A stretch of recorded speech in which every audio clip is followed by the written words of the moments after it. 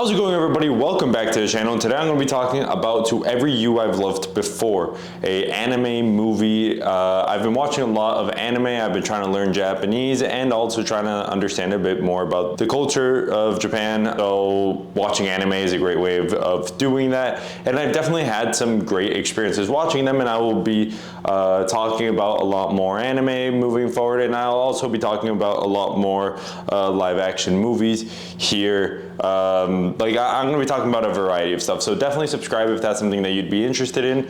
But let's get started with To Every You I've Loved Before. The movie begins with a very clear concept. So if you haven't already heard of the movie, this is a really interesting concept of a movie. It's something that I don't think I've really seen anything like this before. It's a two-part movie, well, two different movies, but you can watch them interchangeably. That I found to be extremely interesting, but I watched this one first. I watched To Every You I've Loved Before, and then To Me, the One Who Loved You. I find them to be a super interesting idea of parallel universes and how we intertwine with them. The movie's premise basically just reads as like, you can go into parallel universes at any given time, but there is one person that can like kind of control it a bit more, just a bit more main character syndrome type stuff.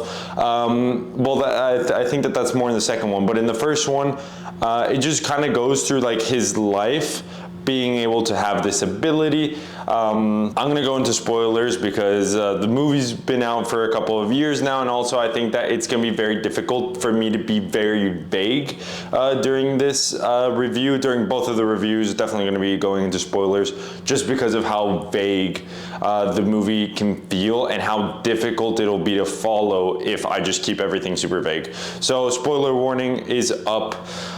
So in the movie, like the leading case of him like going into parallel universes and him finding this out, first it explains how in this story he chose his mom over his father. This is going to be very important because in the second one he chooses his dad over his mother.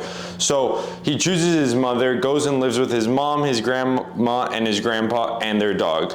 In this movie, the grandpa dies, and so he wants to go see his grandpa because he kind of died with the main character like really being angry at his grandfather, so he wants to go and apologize for being angry at him for getting a toy gun for his birthday and pointing it at the dog. Shouldn't really do that, but so he goes into a different parallel universe where his grandpa is alive. His grandpa's alive, but his dog is dead. And so it goes to show that contrast of him wanting his grandpa to be alive, and what his grandpa tells him is very heartfelt and very impactful for the character to keep on living his life and not really get too bogged down by these. I thought that was a great speech by the grandpa, and I'm obviously mischaracterizing it completely because I was a lot, the more recent one that I've watched is a lot more on my mind, so kind of having a bit of difficulty separating the two because they are this similar.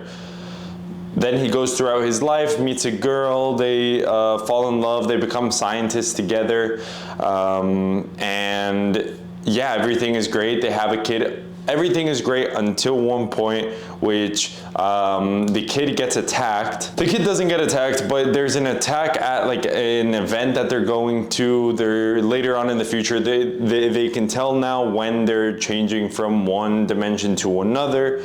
That's important for like some emotional scenes before this, but it's definitely important later on. So the event gets attacked, and in the universe that we're in, he's the main character is able to attack whoever is attacking. That's very weird. The main character is basically able to neutralize the threat before anyone else gets injured. In a different universe, and it's a dream that the main character had, he wasn't able to save his child.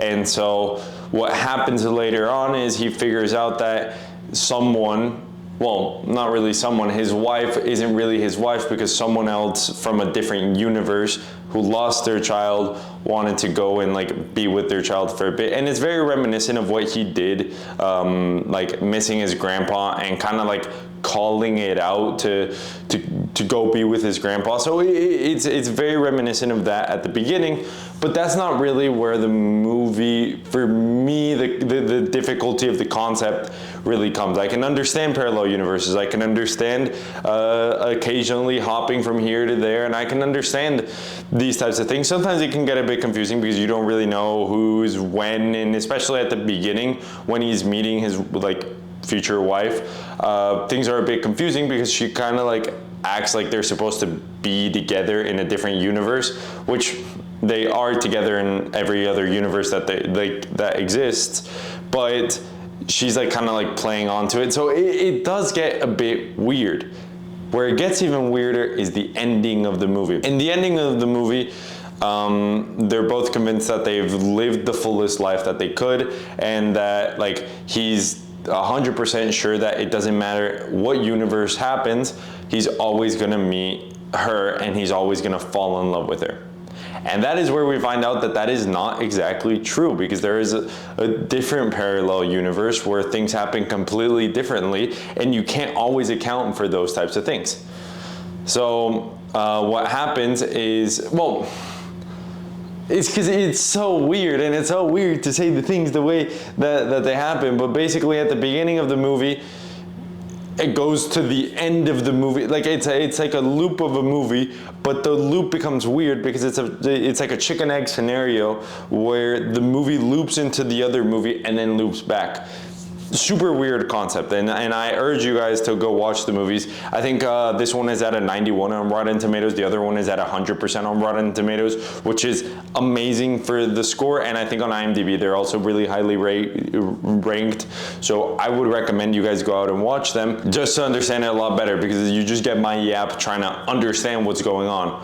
So at the end, he gets like a note or like a reminder to go to like a certain intersection for no apparent reason. That happens at the beginning, but at the end it's kind of like explained how they got to that. So he goes to the intersection and sees a ghost.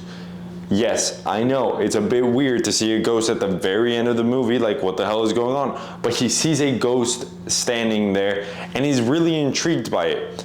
This will come later on in the next video that I'm doing, probably going to be posted on Friday. Yes, so he's very confused, like, okay, I see this, or does he see I'm pretty sure he does see the ghost. He sees a ghost there, and then he goes back, his meds, and like, it just like kind of like tries to like ease you into this world of, you never know what's really happening because someone else could have done it for you before you did it. I know that this sounds super confusing. I had to trust me. Then at the end of the movie, yeah, he basically just says, I don't care if I die tomorrow, like we're gonna love each other forever. But in reality, the wife, someone from a different, like her from a different universe went into her body and basically told her, set this reminder and like be okay with it, because the protagonist from my world, he lost this girl, not you, which already kind of throws away that entire validity of being in love with the same girl in every single freaking universe, no matter how small the choice, no matter how big the choice happened. And so she's like, he's always been in love with her, so he made a promise to go to this intersection at this time, at this, in this year. And so he does that and finds the ghost. It's a full circle moment, but that is what leads into the second movie. And I know that this is super confusing to explain, especially without explaining the second movie yet, but I guess you're gonna have to watch that video to fully understand the concept of what I'm talking about. Let's get into the positives and stuff of the movie. I try to explain it a bit, which has already been like 10 minutes of the video, just me explaining the movie. But let's go a bit into the analysis of what makes this movie so good. Because 90 might be a bit too high for me. I'd give it like a solid like 80 something. It's a great movie. I really enjoyed it. I enjoyed the second one more, but just because of how I watched it and how I connected some of the dots a bit better, I feel like you get a lot more details the farther on you go into the story. Characters are great. I think that again, they do very great at showing these emotional sequences, especially when the wife turns into like a different parallel universe. Wife comes into the one that we know, trying to basically be with her lost son. You get those emotional moments, and they do hit. You do understand where she's coming from, but at the same time, that's not your world. And so like you get these emotional moments and these character dynamics that work very well. And I think that in terms of characterization, it's done very well to explain everyone's motivation, how they meet, where they get to, and just how they go on this crazy plot structure of a movie, trying to incorporate some stuff from the second movie. Another thing, plot. I think that, again, like I said, it's a super unique idea. Being able to tell two stories at once, basically simultaneously, but you have to watch both of them to kind of understand what is going on.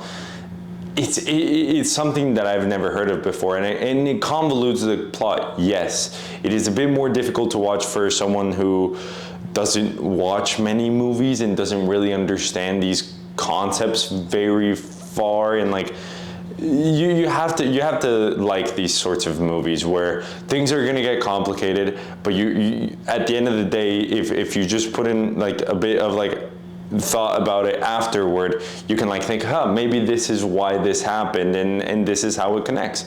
So I think that the movie does a very good job at setting those like little pieces that you don't really think are that different, but they really are. I'll go a lot more into that point in the second movie, just because I'm then gonna say how it connects. Another thing that I thought that this movie did very well, the animation style. It's not exactly my thing. My thing is a bit more like Your Name, Darling in the Franxx, like more those like it's weirder to explain, but I'll definitely get into that type of animation style when I review those movies. But right now, I thought that the animation style was good. I thought it was fine, and I thought that it definitely executed what it needed to execute. The colors were vivid, the explanations were on point, and how they explain these different concepts. Although similar in both the movies, they do have their differences, and I think that that's really where the movie does very well. I think that this movie does a great job at basically everything that it tries to do. The only thing I would say is it might be a bit too confusing for some viewers, and so it can lose some of them. It can definitely lose someone if you don't watch it. Like if you're not like an avid watcher of like these types of more sci-fi movies, it can be a bit more difficult to grasp the concept. And also another thing that I will say to that point, another thing that I will say about that concept is the fact that this movie is separated into two parts and you can watch them both interchangeably causes these causes these stories to kind of break in continuity, just because you don't really understand where this is coming from, you don't really understand where this is coming from. And I know that you can take it as both a critique and a compliment. I would like to give it a bit more to a compliment, but as a standalone movie, it is very difficult to grasp the concept without having that idea of watching the second one. I would recommend watching it the way that I watched it, which is, I would recommend watching it from the point of view that I watched it, which is to every you I've loved before, and then to me, the one who loved you. The reason I would do that is because I feel like the to every you I've loved before, yes, it sets up a bit of a big spoiler for the second movie. And I know that that's like a bit weird for like what the movie tries to do, but the fact that it does that makes the second movie hit a lot harder, in my opinion. And the fact, like, they're super highly rated, both movies, and that's usually whenever they stand alone. And so together, I just think that they really complement each other, and that's how I would recommend watching them. Again, I know that this video is a bit more confusing. I promise the next confusing one is gonna be Fridays, but yeah, after that we're gonna go into a bit more basic stuff. I just recently watched the movies and wanted to make the point about like some points about these movies. Thank you so much for watching the video. I'll see you all in the next one. Peace out.